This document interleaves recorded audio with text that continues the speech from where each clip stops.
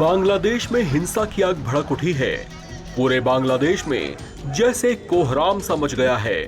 आक्रोशित लोग सड़कों पर उतर आए हैं। गुस्सा इस कदर उफान पर है कि वे शांत होने का नाम नहीं ले रहे।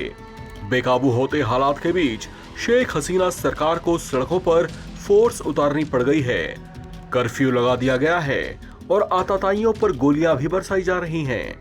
ताजा जानकारी तक बांग्लादेश में भड़की इस भयानक हिंसा में 125 से ज्यादा लोगों के मारे जाने और सैकड़ों लोगों और सुरक्षा कर्मियों के घायल होने की खबर है। इस झड़प की वजह है आरक्षण, जिसकी आग में लगभग पूरा बांग्लादेश जलता हुआ दिखाई दे रहा है। बांग्लादेश में हो रहे हिंसक प्रदर्शन का मुख्य कारण सरकारी नौकरियों में आरक्षण को लेकर है।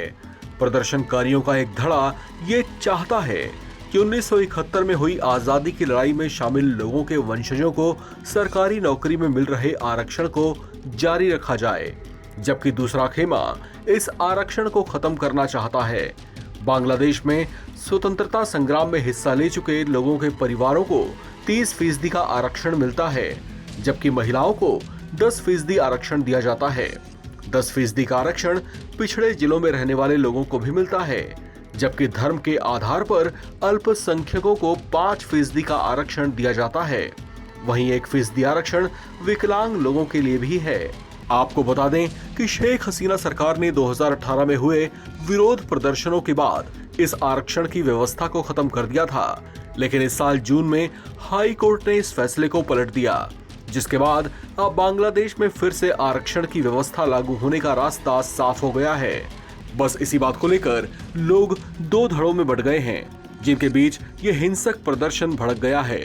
अब चुनौती सरकार के सामने है, जिसे चुनौतीपूर्ण हालात को शांत भी करना है और कोर्ट के आदेश के मुताबिक आरक्षण की व्यवस्था को फिर से लागू भी करना है। इस बीच शेख हसीना सरकार पर कुछ गंभीर आरोप भी लगने शुरू हो गए हैं। छात्रों का एक बड़ा धड़ा ऐसा है जो शेख हसीना सरकार पर यह आरोप लगा रहा है कि नौकरियां उन्हीं को दी जा रही हैं जो शेख हसीना सरकार के समर्थक हैं। उनका दावा है कि सरकारी नौकरियां मेरिट के आधार पर नहीं मिल रही।